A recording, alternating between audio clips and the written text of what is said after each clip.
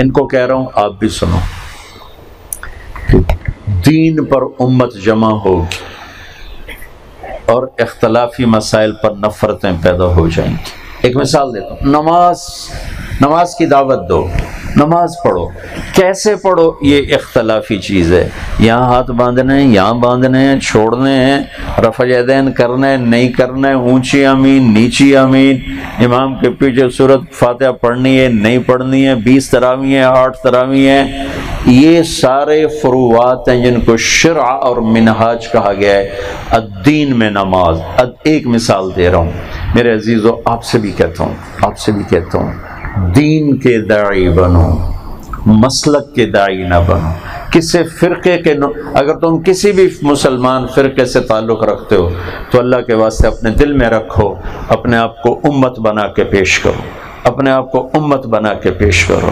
اختلافی مسائل کی بات درسگاہ میں ہوتی ہے، ممبر سے نہیں ہوتی ہے، درسگاہ میں ہوتی ہے۔ میں درد سے کہہ رہا ہوں کہ جو مذہب کے نام پر آگ بھڑکی ہے، فرقہ واریت کی جو آگ بھڑکی ہے، اس کو تم لوگوں نے نہیں بھڑکایا، اسے نادان خطیبوں نے بھڑکایا ہے، نادان علماء نے بھڑکایا ہے، اسے ممبر پر بیٹھنے والے نادان غیر تربیت یافتہ لوگوں نے اس آگ کو بھڑکایا ہے کہ وہ اللہ کی طرف بلانے کی بجائے، اللہ کے نبی کی طرف بلانے کی بجائے، عالی اخلاق دین سمجھانے کی بجائے وہ اپنے اپنے عقائد کے داعی بنے اور باقیوں کو جہنمی بنایا، کسی کو کافر بنایا، کسی کو گمراہ بنایا، کسی کو باطل بنایا اور ایک نفرتوں کی آگ بھڑکا دی۔ میں تم سب بچوں سے کہتا ہوں، میں نے 8 سال تمہیں ایک لفظ کسی مسلمان فرقے کے خلاف نہیں بات کی، 8 برس ایک لفظ کبھی نہیں سنایا، ہمیشہ سب کی قدر دل میں بٹھائی، سب سے محبت کرنے کا میں نے تم سے درخواست کی۔ اگر ہماری تمہاری کوئی نسبت ہے تو اس کی طرف سے میرا مطالبہ ہے کہ امت کو امت بنانے کی دعوت دینا، کسی مسلک کے چکر میں پڑ کر، مسلک میری ذات کے لیے ہے، میری ذات کے لیے ہے، میں اس پر پابند ہوں، اللہ کے واسطے سب سے گلے ملو، سب کی مسجدوں میں جاؤ، سب کی مسجدوں میں نماز پڑھو۔ کتنی آگ لگی ہوئی ہے کہ اس مسجد میں نماز نہیں پڑھنی، اس مسجد میں نماز نہیں پڑھنی، اس مسجد میں نماز نہیں پڑھنی، ان کے پیچھے نماز نہیں ہوتی، ان کے پیچھے نماز نہیں ہوتی، ان کے پیچھے نماز نہیں ہوتی۔ دنیا میں کوئی مسلمان بھی ہے کہ سارے ہی بالکل مک آ گئے؟ جو آج کے شعلہ بیان خطیبوں نے آگ لگائی ہے اس کے لحاظ سے تو دنیا میں صرف وہی مسلمان ہے اور کوئی مسلمان ہی کوئی نہیں۔ کل حزب بما لدیہم فرحون، اور میرا اللہ کہہ رہا ہے ان الذین فرقوا دینہم وکانوا شیعا لست منہم فی شیء، میرے محبوب جنہوں نے دین کو ٹکڑے ٹکڑے کیا اور اس کو فرقوں میں بانٹا، آپ کو ان سے کوئی واسطہ نہیں، آپ کا ان سے کوئی واسطہ نہیں، آپ کا ان سے کوئی رابطہ نہیں ہے۔ یہ امت کے مجرم ہیں، یہ میرے نبی کے مجرم ہیں جو امت کو امت سے ہٹا کر فرقوں میں بانٹ رہے ہیں اور اختلافی مسائل کو دین بنا کے پیش کر رہے ہیں۔ میں نے ایک مناظرہ دیکھا، رفع یدین پہ مناظرہ ہو رہا تھا، امت جہنم میں جا رہی ہے اور رفع یدین پہ مناظرہ ہو رہا ہے، اس سے اور زیادہ زوال کہاں سے آئے گا؟ پستی کا کوئی حد سے گزرنا دیکھ، انتہا ہے۔ اللہ کا واسطہ تم سب بچوں کو دیتا ہوں، آپ کو بھی دیتا ہوں، جس مسئلے پر ہو چلو اللہ تمہیں مبارک کرے، لیکن مسلمان بن کے چلو، اوروں کو بھی مسلمان سمجھو۔ اس نفرت کی آگ کو میں بجھانا چاہتا ہوں۔ میں تنہا ہوں، اور بھی اللہ کے نیک بندے ہیں، میں تنہا نہیں ہوں، لیکن اتنے تھوڑے ہیں کہ نکار خانے میں جیسے طوطی کی آواز نہیں سنتے، شہنائیوں میں دب کے رہ جاتی ہے طوطی کی آواز، تو ایسے ہی ایک خاموش سی آواز ہے اور ادھر ایک الاؤ ہے بھڑکتا ہوا۔ لیکن چلو ابراہیم علیہ السلام کی آگ پر گرگٹ نے پھونکیں ماری تھی تو اللہ کے نبی نے کہا جہاں ملے قتل کرو، سام الابرس الوضح، جہاں ملے قتل کرو۔ اور کبوتر نے آ کے اوپر سے 2 چونچ پانی گرایا تھا، کبوتر کو بھی پتا تھا کہ میری چونچ نال کیڑی آگ بجھ جاؤں، یہ میرے 2 قطرے پانی نال ایک کیڑی آگ بجھڑی، تو اس کم وقت گرگٹ کو بھی پتا تھا کہ میری پھوکا نال کیڑی ہور وج جاونی، لیکن اس کی بدنیتی پر اس کی صلہ کیا ملا، جہاں ملے قتل کرو۔ اور کبوتر کو اللہ تعالیٰ نے حرمین کا پڑوسی بنا دیا. حرمین میں پرندہ ہی کوئی نہیں ملتا، کبوتر ہی کبوتر ہیں، کبوتر ہی کبوتر. اس کی محبت ڈال دی، اس کے پالنے والے کبوتروں کے عاشق سب کچھ بیچ بٹا کے کبوتروں پہ فدا ہوئے بیٹھے ہوتے ہیں. تو میرے بھائیو، ہم وہ کبوتر بنے جو آگ پہ پانی ڈالنے والا بنا تھا، ہم وہ گرگٹ اور چھپکلی نہ بنے جس نے آگ پہ پھونکے ماری تھی. تو پہلی بات میں سب سے کہتا ہوں کہ اپنی زبان پہ قابو رکھو. اپنی من کان یؤمن باللہ والیوم الآخر فلیقل خیرا او لیسکت او لیسکت.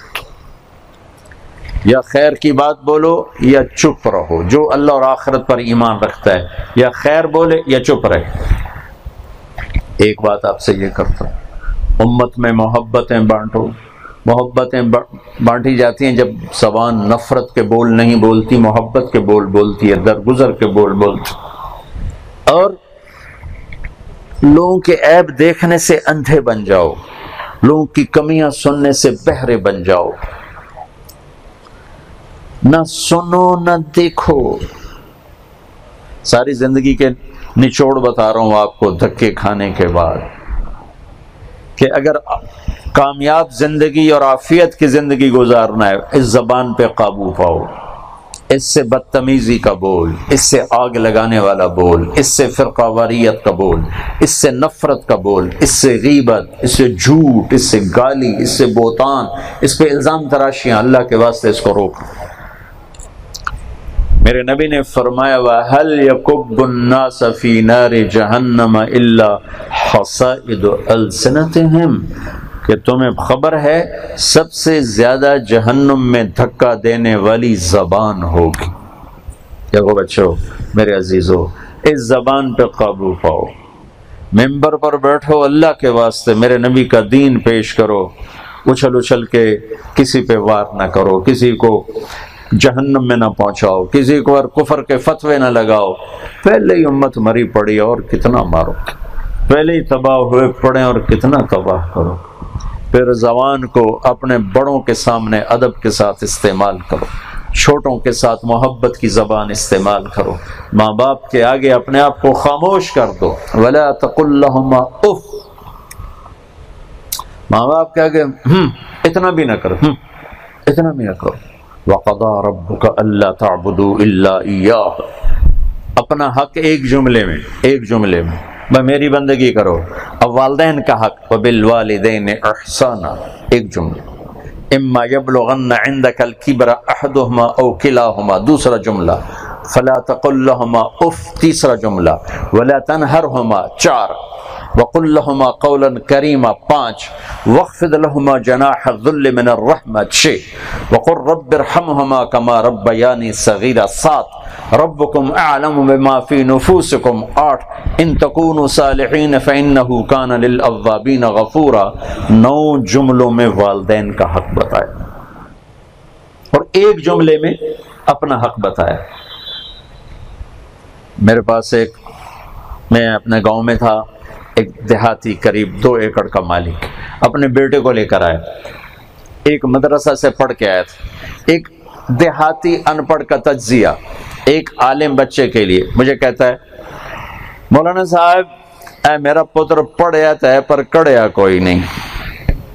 اے میرا پتر پڑھیا ہے پر کڑیا کوئی نہیں. میں کہہ رہا ہم دن کیوں کی گل ہے کہ ان تا ماں پیو نال گل کرن دا ہی ول نہیں آمدا تے مٹی تے سوا پڑھتے ہے.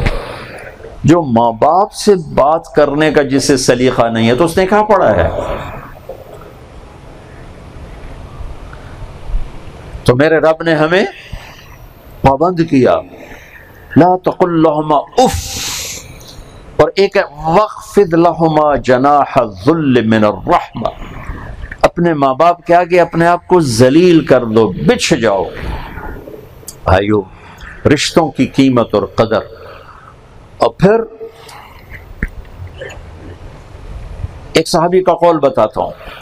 ابو دجانہ فرماتے ہیں کہ لوگوں، میرے پاس بخشش کا سب سے بڑا عمل یہ ہے، میرے پاس بخشش کا سب سے بڑا عمل یہ ہے، ان ارجع عملی عندی، میرے پاس بخشش کا سب سے بڑا عمل یہ ہے کہ ما آذیت احدا بلسانی ولا اجد فی قلبی غلا لاحد، میری زبان سے آج تک کسی کو تکلیف نہیں پہنچی اور میرے دل میں کسی کے لیے نفرت کوئی نہیں، کھوٹ کوئی نہیں، بغض کوئی نہیں۔ تو میرے بھائیو، آپ بہت قیمتی مجمع ہو، سارے نوجوان ہو یا ہمارے بچے بھی نوجوان فارغ ہو رہے ہیں، آپ سب کی خدمت میں گزارش کرتا ہوں، ہم اپنے اس معاشرے کو امت بنائیں، محبتوں سے بھریں، محبت کا بول بولیں، دین کے داعی بنیں، دین کی طرف بلائیں، ان اقیم الدین، ہم لوگوں کو اللہ کے دین کی طرف بلائیں۔